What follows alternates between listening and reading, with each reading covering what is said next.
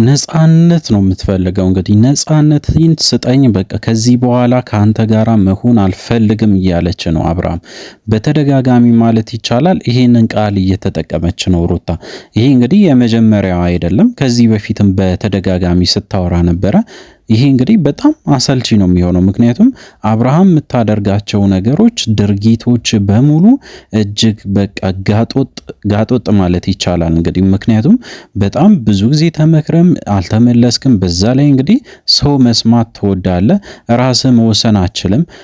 በተለይ እንግዲህ ለሩታ ሲሆንና ለጓደኞች ሲሆን ይለያያል። በቃ የምታወራ ወሬ ራሱ እጅግ በጣም ክላሽ የሚያደርግ ነገር ነው እና እስከ መቼ ድረስ ነው ደግሞ በዚህ ሁኔታ የምትቀጥሉት? በተለይ አሁን አንተ ያሰብከው ትልቅ ሴራ እንዳለ ያው አውቀናል። ምክንያቱም እንግዲህ ያው ሩታ የፍቺ ወረቀቱን ስታመጣ አንተ ደግሞ ቶሎ ብለህ ከዚህ ሀገር ወጥተህ ነገሮችን ለመሸፈን ወይም ደግሞ እንግዲህ ለመሸሽ እየሞከርክ እንደሆነ ነው በደንብ የሚያሳይ። በተለይ እንግዲህ በጣም ደግሞ የሚያሳፍረው ከሄርሜላ ጋራ ያለ ግንኙነት እስከ ዛሬ ድረስ አለማቆም ነው።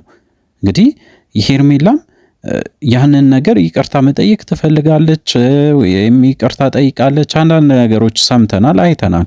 ግን ከልቧ እንዳልሆነ በደንብ ያስታውቃል።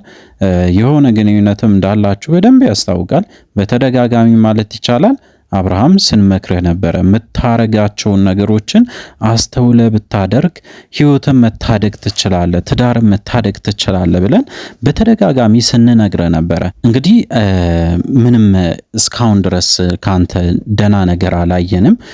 ነጋሽዬም በተለይ ወደዚህ መጥቶ አንዳንድ ነገሮችን እንደሚያስተካክሉም ሲያወሩ ነበረ። እነሱንም እየተጫንክ እንደሆነ እንግዲህ ሰምተናል። በጣም ያሳፍራል። በዚህ ሁኔታ እስከ መቼ ድረስ እንደሚቀጥል አላውቅም። በተለይ አብርሃም የምታደርጋቸው ነገሮች፣ ድርጊቶች በሙሉ ትክክለኛ እንዳልሆነ ራሱ ያው የምታውቀ ነገር ነው። ለሌላ ሰው የምንናገር ነገር አይደለም። በደንብ ያስታውቃል የምታረገው ነገር። እንግዲህ በጣም የሚገርማችሁ ከትላንት ወዲያ በተለይ ዳኒን ለማጀብ ዳኒን የምታውቁ ሰዎች ካላችሁ ወይም የማታውቁ ሰዎች ካላችሁ ደግሞ ዳኒ ሮያል ወይም ደግሞ ጽጌ ሮያል እንግዲህ በትላንትናው ዕለትም አንድ ቪዲዮ ሰርቶ ለቆ ነበሩ። ከዚያ በፊት እንግዲህ አብርሃም ቦታው ላይ ተገኝቶ ነበረ። የሰውን ትዳር ለማስተካከል ይሄዳል።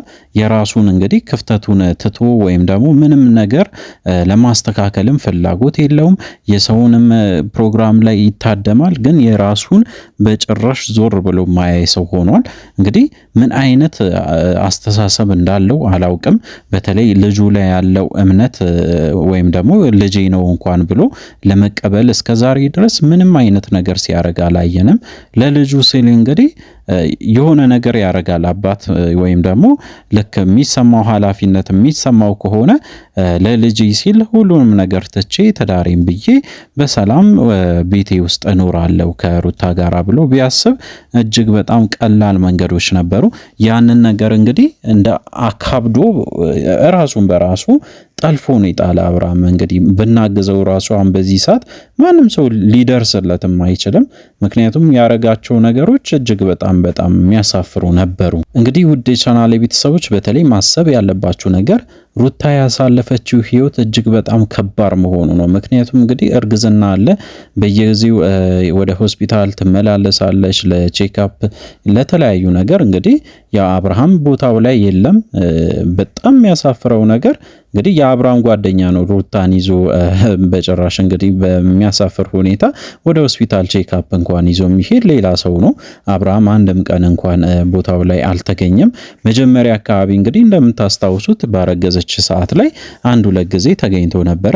ከዛ በኋላ ግን ራሷን በራሷ ነው ስታደርግ የነበረው እስከዛሬ ድረስ ማለት ይቻላል። እንግዲህ ስትወልድም ከሌላ ሰው ነው የሚሰማው ማለት ነው ይሄ ሰውዬ።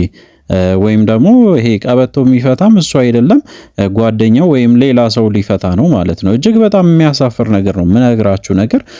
ለነገው እንኳን አያስብም። በተለይ ለልጁ አዲስ የሚመጣው ልጅ እንኳን አስቦ ወደ ቤቱ ወይም ደግሞ ሩታንም ወደ ቤት ለመመለስ አይሞክርም።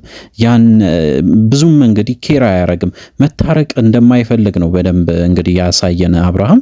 ሆን ብሎ ደግሞ ያው የሰውን አቴንሽን ለመሳብ ወደ ቤቷ ትግባ ምንም ችግር የለውም ይላል። በስተቃራኒ ደግሞ እንግዲህ የሚያረገው ነገር ወደ ቤት እንዳትገባ፣ በተለይ እሷ ወደ ቤት እንዳትገባ ሆን ብሎ ፐርፐዝሊ የሚሰራ አይነት ነገር ነው እንግዲህ ያየ ነው።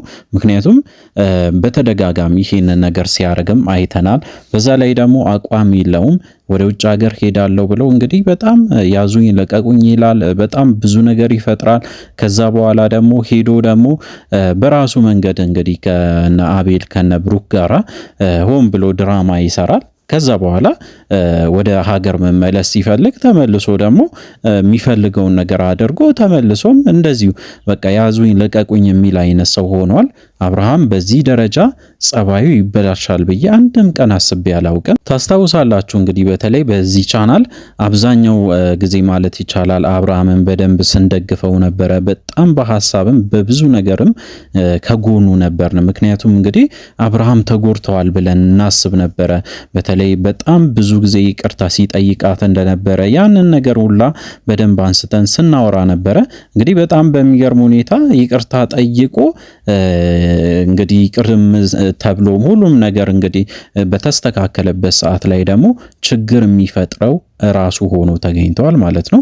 እንግዲህ ሩታም የተገነዘበችው ትልቅ ነገሩ በተለይ የአብርሃም ጸባይ ዛሬ ጥሩ ይሆናል፣ ነገ ደግሞ ይቀየራል።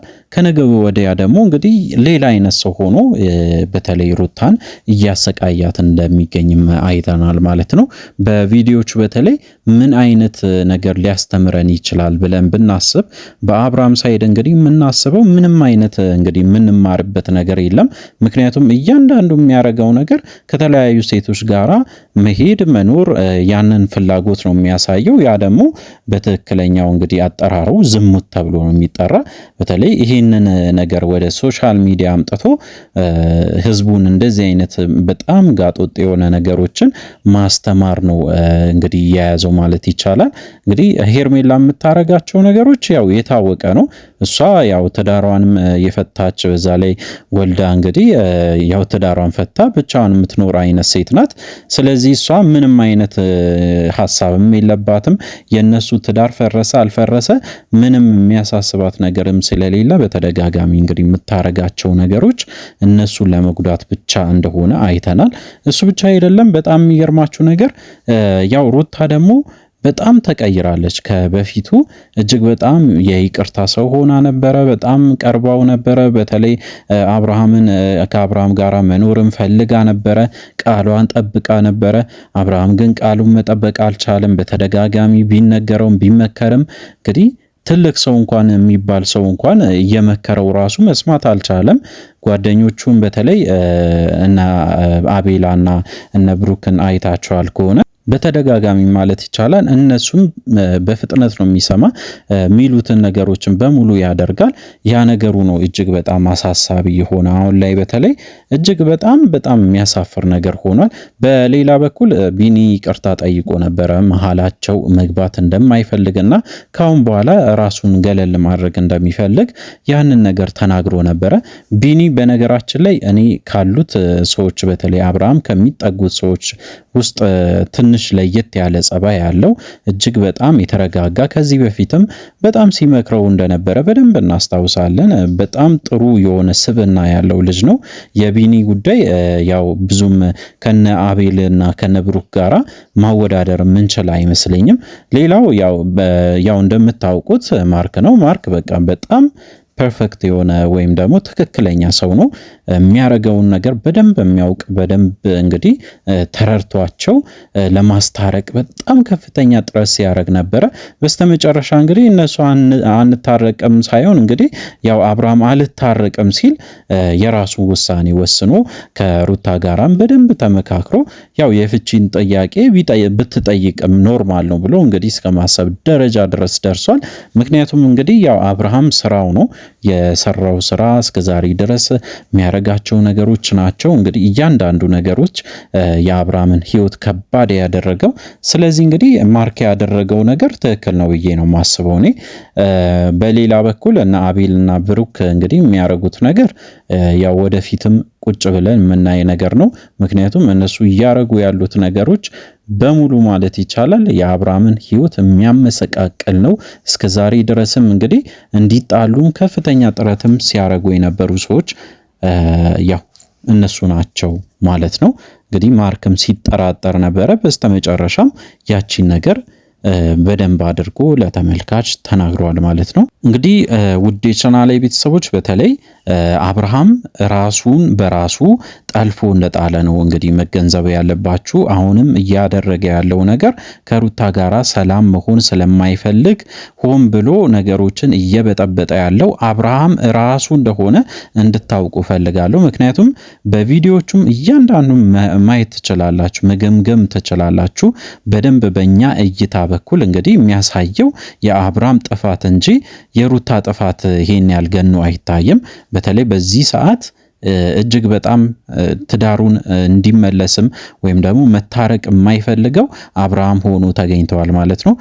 እንግዲህ ውድ የቻናሌ ቤተሰቦች በተለይ አዲስ የሆናችሁ ሰብስክራይብ አድርጉ፣ አዲስ ያልሆናችሁ እንደተለመደው ቪዲዮአችን ላይክ አድርጉ፣ ሐሳብ አስተያየታችሁን ኮሜንት ስራ አስቀምጡልን። በሚቀጥለው ቪዲዮ እስከምንገናኝ ድረስ በያላችሁበት ጤናና ሰላም ይሁንላችሁ።